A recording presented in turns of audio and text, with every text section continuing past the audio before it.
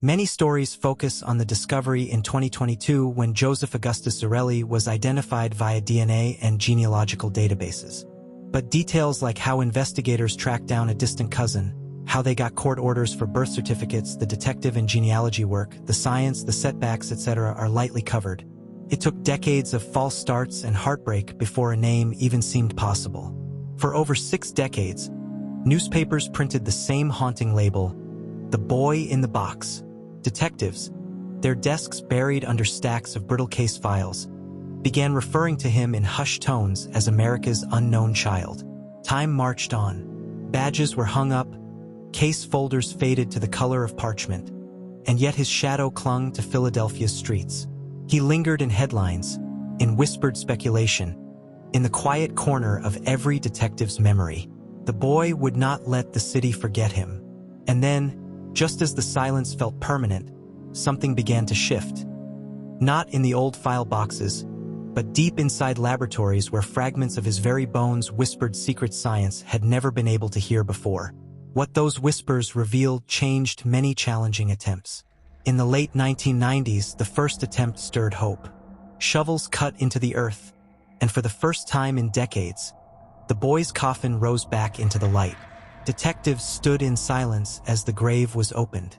From the small remains, gloved hands cradling it as though it might break apart in their palms, but a fragment of bone was carefully lifted.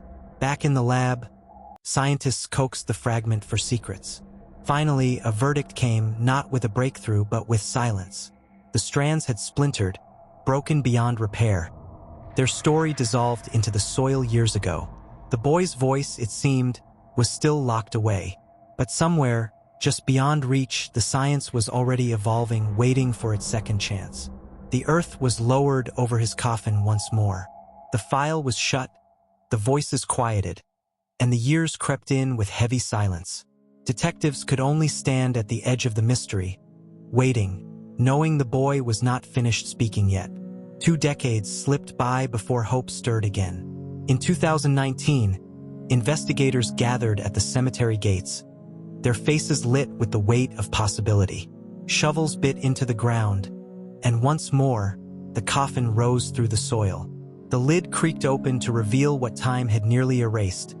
Almost nothing left, just the whisper of a life. Yet buried within the decay, they found fragments.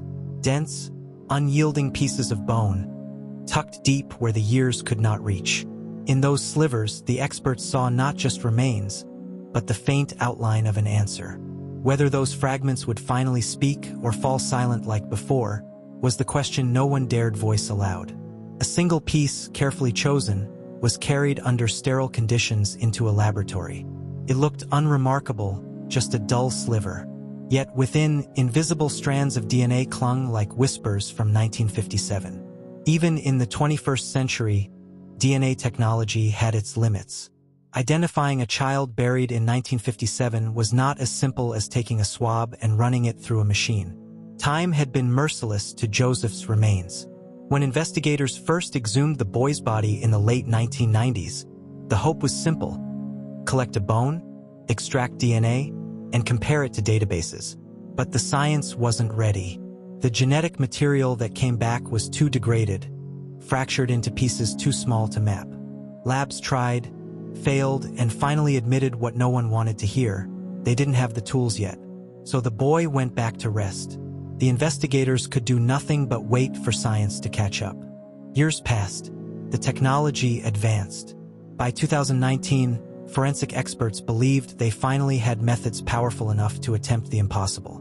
Once again, Joseph was exhumed. A fragment of bone, carefully chosen, was delivered under sterile conditions. Not all bones could yield DNA after so long underground.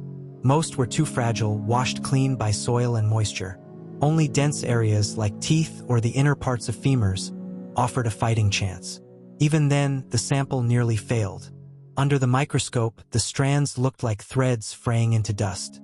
Extraction was painfully slow, each attempt at sequencing producing incomplete data. Letters blurred, pages missing, ink dissolved. They had to rebuild word by word, strand by strand. The data had to be tested, retested, and cleaned of contamination. Even the faintest trace of modern DNA, a lab technician's breath, a stray hair, could wreck the entire sample. Every time results came back inconclusive, investigators feared this might be the final dead end. But the technology kept improving, and patience finally paid off. By late 2021, enough of Joseph's genome had been sequenced to generate a usable profile for genealogical databases. What once looked impossible was now a fragile, flickering line of hope. For investigators, it felt almost cruel. 65 years of waiting, and then another 12 months of agonizing silence as they waited on labs, court orders, and genealogical reconstructions. One detective later said it was like watching a miracle grow in slow motion. The results returned a deluge of names. Thousands of matches, all distant cousins. No parents, no siblings. Just faint genetic echoes spread across the country, tied to family branches that had diverged generations earlier. Forensic genealogists began the backbreaking task of building out family trees. Whiteboards filled with names, charts spidered across walls, obituaries, church records, census data from a century ago. Every piece of paper was a clue. It was dizzying work. Many branches led nowhere. Entire weeks were wasted pursuing relatives who, in the end, had no direct connection. Each collapse was like a gut punch. Still, the tree grew, slowly, painfully. One day, a closer cousin appeared in the database. Not close enough to be immediate family, but a thread strong enough to follow.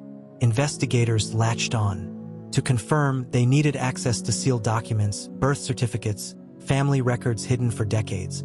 Court orders were filed. Envelopes opened. Names emerged. Parents, grandparents, children. And slowly, the chaotic forest of cousins began to narrow, branch by branch, toward a single point. When the match finally came, when that first distant cousin appeared in the database, the weight of all those failures, false starts, and years of waiting crashed into the room. Finally, the lines converged. A certificate was uncovered. Joseph Augustus Zarelli, born January 13, 1953. After 65 years, the boy had his name back. This was why they had persevered. This was why Joseph's story hadn't been buried forever. Detectives who had carried this case through years sat in silence. No one cheered. No one smiled. To speak Joseph's name was to bring him back as a child, not a case file. A child who once had a birthday, who once lived in a house, who once had a family. For decades, his family's voices remained buried in silence, hidden in the shadows of a mystery. Though no recordings of Joseph's parents or relatives survived. No confessions were ever left behind. Only the weight of what might have been said through preserved recordings, archival voice clips, and reconstructed quotes unveil the heartbreak behind this case. Some prominent individuals whose echoes of concern mirror the emotions Joseph's family may have carried. 1. Vidic Society, William Fleischer at the memorial. May the good Lord bless the soul of Joseph Augustus Zarelli. And he also expressed doubt about the parents' direct involvement. 2. Philadelphia Police Commissioner Danielle Outlaw. The boy appeared to be malnourished, and his body bore the signs of recent and past trauma. No one ever came forward to claim the child. One detective also whispered what everyone felt. He was never unknown. We just didn't know how to listen. 3. Captain Jason Smith, Philadelphia homicide. At this point in time, we are not going to be releasing that Joseph's parents' information. Joseph has a number of siblings of both the mother and father side who are living, and it is out of respect for them that their parents' information remain confidential. Joseph's identification was not only a breakthrough but also a technological turning point for other forgotten victims, linking his story to a larger movement. Rows of blanks in Potter's Field haven't just held Joseph. Recently, authorities exhumed 8 unidentified homicide victims buried in Potter's Field off Dunks Ferry Road in northeast Philadelphia. One a child from 1962, another an infant found in the 80s, buried without name, without story. This is part of the city's remains identification project using DNA and genealogical work to bring names to the unknown. Across the border, 2 sisters who went missing in 1968 were known only as Jane Does for decades. buried in unmarked graves until DNA evidence revealed their identities as Sandra and Stiver, age 14, and Martha Evelyn Stiver, age 17. They were finally named after bones that once lay forgotten in a Berks County field. For more than 6 decades, theories swirled like smoke around Joseph Augustus Zarelli's unmarked grave. But one of them refuses to fade: the belief that his death was not at the hands of a stranger, but someone much closer. The evidence whispers it. The boy was clean, his nails trimmed, his hair freshly cut.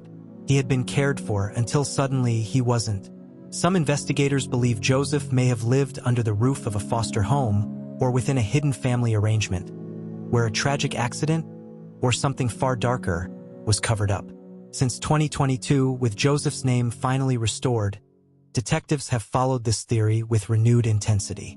Genealogy leads have traced relatives who once lived only blocks away from where the boy's body was found. Court-ordered documents, long sealed in dust, are being pulled into the light. Each page seems to draw the circle tighter around a household that might have known far more than they ever admitted. And yet, no one has spoken. Not then. Not now. Silence hangs heavier than any confession. Could the truth lie inside a home that stood just beyond the woods where Joseph was abandoned? Or was his fate sealed by someone sworn to protect him?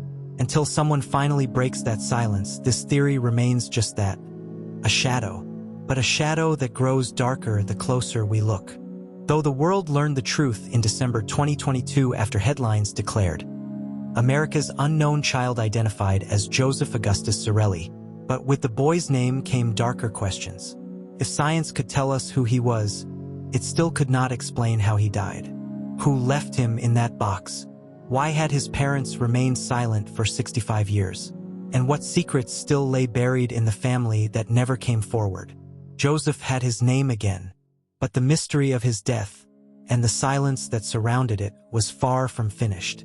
Some pieces of Joseph's story still lie untouched, like evidence waiting for someone brave enough to see them. The clues are still there, but they sit in shadows.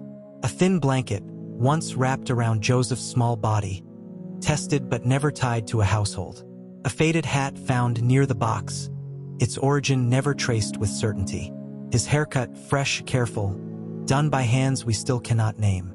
Neighbors once spoke of a foster home just blocks away, whispers of children who came and went. Records from that house remain incomplete, names lost in paperwork that no one has fully untangled. And then there are the silences, the relatives alive today who have chosen not to speak, whose memories could unlock everything, but stay locked. Each fragment is real, each one waiting. They sit on desks, in files, in human memory. And until someone dares to fit them together, Joseph's story remains an unfinished puzzle.